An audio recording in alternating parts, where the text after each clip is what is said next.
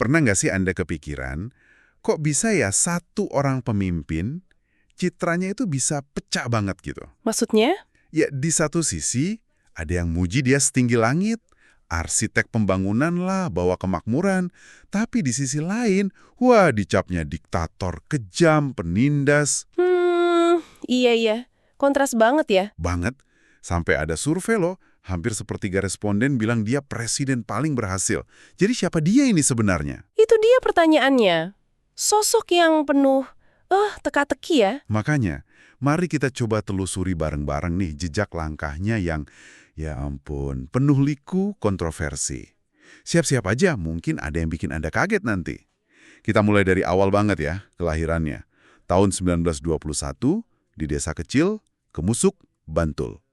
Kondisi keluarganya, gimana ya, nggak mudah. Iya, ibunya Sukirah kan disebut-sebut punya masalah kejiwaan. Ayahnya, Kertosudiro, cuma petugas irigasi miskin, perannya juga minim gitu. Nah, tapi di sini udah mulai ada misteri kan, soal asal-usulnya itu. Nah, betul. Itu yang menarik. Ada rumor terus-terusan soal itu. Dulu majalah Pop tahun 74 itu pernah bikin heboh, Oh iya, kenapa? nulis klaim sensasional. Katanya Soeharto itu bukan anak Kertosudiro, tapi keturunan bangsawan Hamengkubuwono II yang dibuang ke desa. Wah, serius? Ya, Soeharto jelas bantah keras lah. Dia bilang itu upaya subversif mau ngerusak citra anak desa yang dia bangun kan. Tapi menariknya apa? Ada dugaan operasi intelijen, Opsusnya Ali Murtopo, main di belakang isu ini. Pendiri majalah itu kan katanya orang dekat Ali Murtopo. Jadi dari awal udah ada permainan narasi ya? Misterius banget. Banget. Sampai sekarang juga nggak ada yang tahu pasti kebenarannya gimana. Masa kecilnya juga nggak kalah keras ya? Pindah-pindah rumah, diasuh kerabat, Iya, betul. Di sekolah juga katanya sering jadi korban perundungan. dibully gitu. Iya, diejek dan Bagus Tahimabul. Ejekan yang nyakitin banget kan? Itu katanya bikin dia jadi pendiam, tertutup. Terus ada cerita soal baju lebaran itu ya? Ah ya, itu juga. Waktu pembagian baju sama buyutnya, cuma dia yang nggak dibeliin. Katanya sih pengalaman pahit kayak gitu yang menempa tekad dia buat jadi orang berhasil, punya kedudukan. Tapi ada sisi lainnya juga kan? Waktu tinggal sama pamannya. Betul, pas sama Prawiro Wiharjo di Wonogiri itu, nah di situ dia kayak ini merasa lebih diterima. Jadi tekun belajar, terutama ngitung. Oh iya, Iya, terus juga ngaji, mendalami agama, bahkan aktif di kepanduan Muhammadiyah, Hizbul Waton. Minat sama pertanian juga tumbuh di situ. Jadi ada sisi lain lah masa mudanya. sayangnya cita-cita sekolah tingginya kandas. Babak baru, cari jati diri, cari kerja, Itu masa-masa sulit juga ya? banget. Pengalaman pertamanya jadi pembantu klerek bank desa itu, tragis juga akhirnya. Kenapa tuh? Cuma gara-gara kain belangkon satu-satunya robek nyangkut sepeda butut, dipecat. Nganggur lagi deh. Sempat coba lamar-lamar lain? Sempat, gagal terus. Ditawari jadi juru masak kapal Belanda, nolak. Coba masuk pendidikan perwira KNIL, gagal juga. Wah, bener-bener susah ya. Nah, kesempatan akhirnya datang tahun 1940. Ada pendaftaran Bintara KNIL di Gombong. Kali ini diterima. Akhirnya ya. Dan nggak cuma lulus, tapi jadi lulusan terbaik. Prajurit teladan pula. Ini nih awal karir militernya yang sesungguhnya. Tapi, lagi-lagi ada belokan ya. Karirnya di KNIL nggak lama. Singkat banget, cuma sampai sersan. Maret 1942, Belanda nyerah ke Jepang, KNIL bubar. Terus gimana dia? Ya pulang kampung lagi. Nganggur, sempat kena malaria. Tapi terus dia bikin langkah cerdik nih. Apa tuh? Daftar jadi polisi Jepang, Keibuho. Dia berhasil nutupin latar belakang KNL-nya. Dan coba tebak, Lulusan terbaik lagi. Persis. Atasannya lihat potensinya, terus nyaranin dia masuk PETA, tentara bentukan Jepang itu. Nah, di peta ini gimana? Di PETA ini karirnya moncer banget. Dari perwira magang, naik cepet jadi komandan kompi, Cudanco. Pengalaman di PETA ini jadi modal gede banget nanti pas Indonesia merdeka. Makanya setelah proklamasi, Soeharto nggak nunggu lama. Oktober 1945, dia langsung gabung ke Tentara Nasional Indonesia, TNI. Dengan modal pengalaman peta itu ya? Iya, reputasinya udah bagus. Pangkatnya langsung naik kilat. Dari letnan tahu-tahu udah mayor aja, komandan batalion. Cepet banget. Belum selesai, tahun 1946 udah letnan kolonel, komandan regimen, bener-bener cepat naiknya. Dia terlibat di operasi militer penting juga kan? Banyak, termasuk numpas pemberontakan Andi Aziz di Sulawesi. Tapi yang paling nempel di ingatan orang ya perannya di serangan umum 1 Maret 1949. Ah, yang di Jogja itu ya? Betul, itu kan idenya Sri Sultan Hamengkubuwono IX, bulat nunjukin ke dunia kalau RI masih ada. Nah, Soeharto yang pimpin pasukannya, menduduki Jogja 6 jam. Aksi nekat tapi penting banget. Karirnya makin naik dong setelah itu. Terus menanjak, sampai jadi Panglima Divisi Diponegoro di Semarang. Pangkatnya kolonel tahun 1957. Kelihatannya udah nggak bisa dihentikan ya, tapi justru di sini. Nah, ini dia nih bagian yang seru banget. Tahun 1959, tiba-tiba, bruk, dia dipecat dari jabatan Pangdam Diponegoro. Dipecat sama siapa? Sama KSAD langsung, Jenderal Nasution. Tuduhannya serius banget. Apa tuduhannya? Pakai institusi militer buat minta-minta uang dari perusahaan. Intinya sih, ya terlibat penyelundupan, korupsi lah. Dia nyaris diseret ke pengadilan militer. Waduh, karirnya bisa habis itu. Iya, bener-bener di ujung tanduk. Tapi, ada yang nyelamatin dia dari pengadilan. Siapa? Jenderal Gatot Subroto, wakil KSAD waktu itu. Dia intervensi. Tapi Soeharto tetap kena hukuman. Dihukum apa? Dia dibuang. Dikirim sekolah ke Seskoat di Bandung. Alasannya sih katanya, Soeharto dianggap perlu nambah ilmu, pengetahuannya masih kurang. Kayak penurunan pangkat terselubung gitu ya. Bisa jadi. Pokoknya itu kemunduran besar buat dia. Banyak yang mikir, wah udah abis ini karirnya. Tapi ternyata enggak ya. Orangnya ulet banget ini. Luar biasa. Lulus Seskoat tahun 1960, dia malah balik lebih kuat. Pangkatnya naik jadi Brigadir Jenderal. Loh kok bisa? Bukannya tadi dibilang kurang pinter? Nah, itu dia. Kemampuan akademisnya mungkin masih diragukan dibanding jenderal lain yang lulusan luar negeri. Tapi kemampuan lapangan, kecerdikannya, intuisinya, kepemimpinannya, itu nggak bisa dibantah. Terus siapa yang ngangkat dia lagi? Lagi-lagi, Gatot Subroto. Dia yang ngasih posisi-posisi strategis lagi. Karirnya melesat lagi deh. Mayor Jenderal tahun 62. Terus jadi Panglima Komando Mandala buat rebut Irian Barat. Wah, penting itu. Banget. Ujung-ujungnya ditarik ke Mabes ABRI jadi Pangkostrat. Panglima Komando Cadangan Strategis Angkatan Darat. Bayangin, dari jurang pemecatan bisa balik jadi Pangkostrat. Gila sih. Ini nunjukin dia punya kemampuan bertahan dan membalikan keadaannya. Betul sekali. Dan posisi Pangkostrat inilah yang jadi sangat krusial saat terjadi peristiwa paling menentukan dalam sejarah modern Indonesia. G30S. Tepat. Malam 30 September atau lebih tepatnya pagi 1 Oktober 1965. 6 Jenderal Angkatan Darat diculik, dibunuh sama pasukan Cakrabirawa. Jenderal Nasution selamat. Tapi anehnya, Anehnya apa? Soeharto, dia kan Pangkostrat, salah satu posisi paling strategis di AD. Tapi dia selamat, nggak jadi target penculikan. Nah, itu dia pertanyaannya. Kenapa dia bisa lolos? Banyak teori sih. Ada yang bilang dia dianggap nggak terlalu vokal anti PKI. Atau mungkin dianggap remeh sama pimpinan PKI. Si Aidit itu katanya nganggap Soeharto cuma jenderal pendiam, oportunis, nggak ngerti politik. Diremehin juga sama Soekarno dan jenderal lain mungkin? Bisa jadi, karena latar belakang pendidikannya yang cuma lokal itu. Dianggapnya ya cuma anak buah Nasution aja lah. Kurang penting kita. Justru karena itu dia selamat dan malah jadi kunci ya. Ironisnya begitu, karena Panglima AD Jenderal Yani hilang, otomatis Soeharto sebagai Pangkostrat dan perwira senior yang ada langsung ambil alih komando AD, sesuai prosedur militer. Langkah yang cepat dan krusial banget di tengah kekacauan itu. Betul, dia langsung bergerak cepat buat numpas gerakan G30S itu. Nah, momen kunci berikutnya datang beberapa bulan kemudian. Super Semar. Surat Perintah 11 Maret 1966.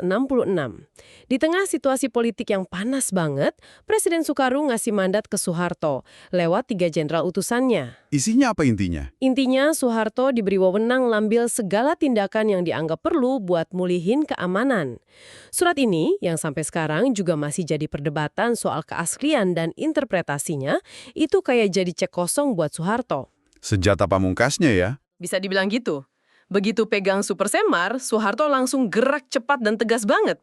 Langkah pertama apa coba? Bubarin PKI. Tepat. bubarin PKI sama ormas-ormasnya. Padahal Soekarno awalnya nolak itu.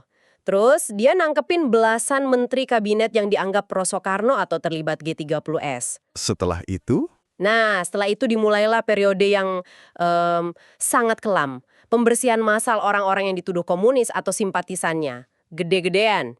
di bawah komando Kopkamtib itu ya, Iya, Komando Operasi Pemulihan Keamanan dan Ketertiban yang baru dia bentuk.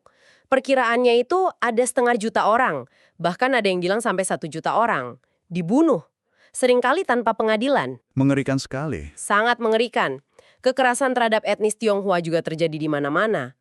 Ada indikasi kuat juga loh dukungan diam-diam dari pihak asing kayak CIA. Oh iya, sampai sejauh itu. Jalan ke istana jadi makin mulus dong buat Soeharto. Terbuka lebar. Setelah pidato pertanggungjawaban Soekarno, Nawaksara itu ditolak sama MPRS. Majelis Permusyawaratan Rakyat Sementara ya. Betul. Nah, MPRS langsung nunjuk Soeharto jadi pejabat presiden. Itu Maret 1967.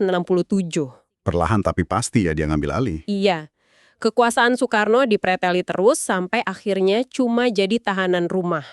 Soeharto konsolidasi kekuatan, ngontrol partai politik, mastiin Golkar menang pemilu. Dan akhirnya, Akhirnya 27 Maret 1968, MPRS ngelantik dia jadi presiden penuh. Dimulailah era yang kita kenal sebagai Orde Baru, yang bakal berlangsung selama, 32 tahun. nah bicara Orde Baru, nggak bisa dipungkiri ya, identik banget sama pembangunan ekonomi. Itu sisi yang selalu ditonjolkan. Dia kan didukung Barat, terus pakai tim teknokrat lulusan Amerika Serikat, yang sering dijuluki mafia Berkeley itu. Ah ya, ekonom-ekonom lulusan Berkeley ya? Betul, mereka yang ngerancang kebijakan ekonominya. Hasilnya? Ya, ekonomi stabil, inflasi ditekan, investasi asing masuk deras, ada repelita, rencana pembangunan 5 tahun. Puncaknya swasembada beras, 84 itu ya, sampai dapat gelar Bapak Pembangunan. Iya, kelihatannya Indonesia maju pesat waktu itu. Tapi selalu ada tapinya ya. Selalu. Kemajuan ini punya sisi gelap. Ekonomi kita jadi sangat tergantung sama investasi asing dan eksploitasi sumber daya alam. Akibatnya, ketimpangan, kaya makin kaya, miskin ya gitu-gitu aja. Kesenjangan pusat dan daerah juga tajam. Dan yang paling parah, KKN, korupsi, kolusi, nepotisme. Itu merajalela banget, udah sistemik. Terutama yang nguntungin keluarga cendana dan kroni-kroninya. Istilah KKN ini jadi nempel banget sama rezim Orba. kalau dari sisi politik gimana? Wah, ini jelas rezim otoriter, sangat otoriter. Ada konsep duifungsi ABIRI kan, itu ngasih militer peran gede banget di politik dan pemerintahan, di mana-mana ada tentara. Partai politik juga dikontrol ketat ya. Disederhanain jadi cuma 3, Golkar, PPP, PDI. Tapi ya Golkar dibikin selalu menang mutlak di setiap pemilu. Kekuasaan itu terpusat banget di tangan presiden, absolut. Kalau ada yang berani kritik, Dibungkam, keras. Media disensor ketat. Banyak koran atau majalah dibredel, dilarang terbit cuma gara-gara berani kritis sedikit aja. aktivis mahasiswa gimana? Dikebiri. Lewat kebijakan NKKBK, normalisasi kehidupan kampus, intinya mahasiswa nggak boleh terlalu berpolitik di kampus. Serikat buruh juga dikontrol. Terus ada peran intelijen yang kuat ya? Oh jelas, Kopkamtib itu, terus Bakin, Badan Koordinasi Intelijen Negara, itu sangat berkuasa dan jujur aja ditakuti. Gampang banget ngasih stigma anti pembangunan atau komunis ke siapa aja yang dianggap lawan politik. Akibatnya bisa fatal ya? Bisa ditangkap, dipenjara tanpa proses adil, bahkan bisa hilang. Nggak jelas nasibnya. Jadi ada atmosfer ketakutan yang nyata di masyarakat waktu itu. Catatan pelanggaran HAM-nya juga panjang ya berarti? Panjang dan kelam. Ada penembakan misterius atau Petrus itu kan targetnya preman. Terus kasus Tanjung Priok, Talangsari, Lampung, kerusuhan 27 Juli 1996 yang kuda tuli itu. Yang buat nyingkirin Megawati dari PDI ya? Betul, sampai invasi dan pendudukan Timur Timur sejak 1975. Itu korbannya ratusan ribu jiwa. Dan kabarnya, invasi itu dapat lampu hijau dari Amerika dan Australia. Kebijakan diskriminatif ke etnis Tionghoa juga ada kan? Ada, sistematis malah.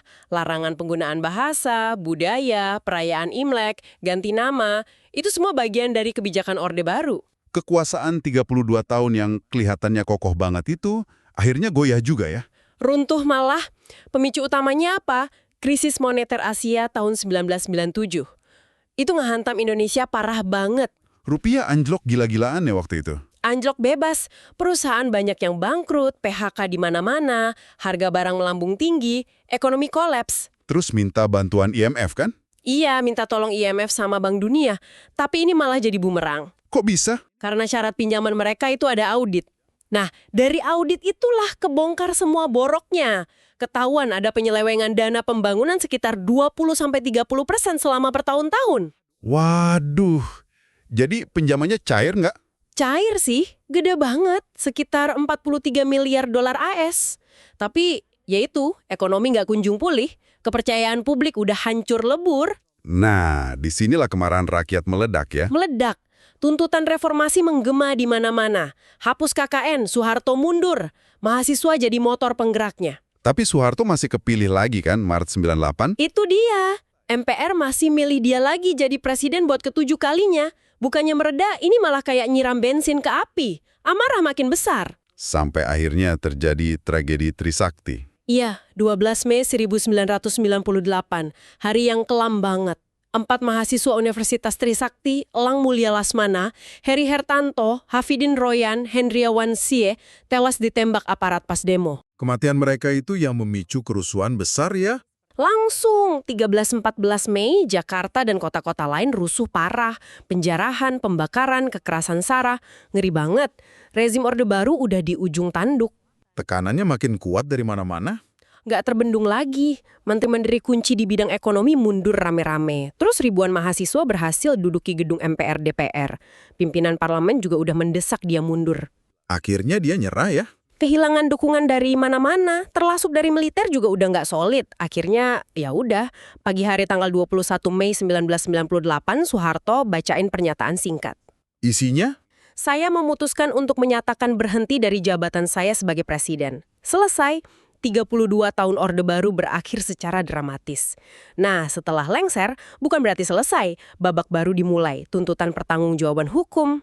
Soal korupsi dan pelanggaran HAM itu ya? Kejaksaan Agung langsung fokus nyelidikin dugaan korupsi lewat 7 yayasan besar yang dia kelola. Buktinya ribuan halaman, saksinya ratusan orang. Semuanya mengarah kuat ke dia. Angka korupsinya disebut-sebut fantastis ya. Banget. Majalah Time pernah nulis kekayaannya sekitar 15 miliar dolar AS. Terus lembaga Transparency International malah lebih gila lagi. Mereka nobatkan Soeharto jadi pemimpin terkorup di dunia sepanjang sejarah. Estimasi uang negara yang diselewengin itu antara 15 sampai 35 miliar dolar AS. Gila, itu angka yang nggak kebayang sih. Fantastis memang. Tapi proses hukumnya gimana? Jalan nggak? Nah, ini dia, penuh liku banget. Dia sempat jadi tahanan kota, tapi tiap mau diperiksa, alasannya selalu kesehatan. Sakit terus. Ironisnya, dia malah sempat menang gugatan lawan Time ya. Negara laporan soal kekayaannya itu. Tapi putusan itu akhirnya dibatalin lagi setelah dia meninggal. Terus ujung dari proses hukum soal korupsinya gimana? Dan inilah twist akhirnya yang paling bikin menggantung. Setelah bertahun-tahun proses hukumnya jalan di tempat, tahun 2006 Kejaksaan Agung ngeluarin SKPP. SKPP, apa itu? Surat Keputusan Penghentian Penuntutan Perkara, khusus untuk kasus korupsi Soeharto. Loh, kok dihentikan? Alasannya apa? Alasannya, kondisi kesehatan Soeharto udah permanen. Dianggap nggak layak lagi buat diadili. Nggak mampu berkomunikasi katanya. Jadi, Ya secara hukum, kasus korupsinya ditutup. Berhenti sampai di situ. Dia nggak pernah benar-benar diadili secara tuntas di pengadilan atas semua tuduhan korupsi dan kejahatan lain selama 32 tahun dia berkuasa itu. wow. Dia meninggal dunia tanggal 27 Januari 2008. Meninggalkan warisan yang super kompleks dan yaitu tadi pertanyaan hukum yang nggak pernah terjawab tuntas. Jadi kalau kita balik lagi ke pertanyaan awal kita nih, pembangun atau diktator? Kayaknya setelah kita urai panjang lebar gini, jawabannya nggak bisa hitam putih ya? Susah banget memang. Nggak bisa dipungkiri ada warisan pembangunan fisik yang bisa kita lihat, kita rasakan sampai sekarang. Jalan tol, gedung, bendungan, swasembada beras itu nyata. Tapi di sisi lain, Ada warisan luka sejarah yang dalam banget. Otoritarianisme, represi, kekayaan yang sistemik, dan rasa keadilan publik yang mungkin tercederai dan belum pulih sepenuhnya. Bekasnya masih ada sampai sekarang. Sebuah dualisme yang kayaknya bakal terus jadi perdebatan ya. Betul.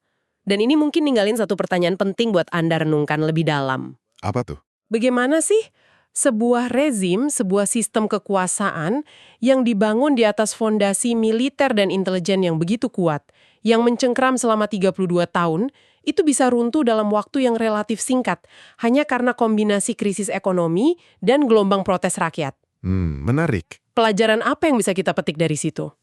Tentang mungkin rapuhnya sebuah kekuasaan absolut, tentang hubungan antara stabilitas ekonomi dengan legitimasi politik, dan juga tentang kekuatan rakyat itu sendiri dalam menuntut perubahan. Nah, itu mungkin pertanyaan yang bisa Anda bawa pulang dan renungkan.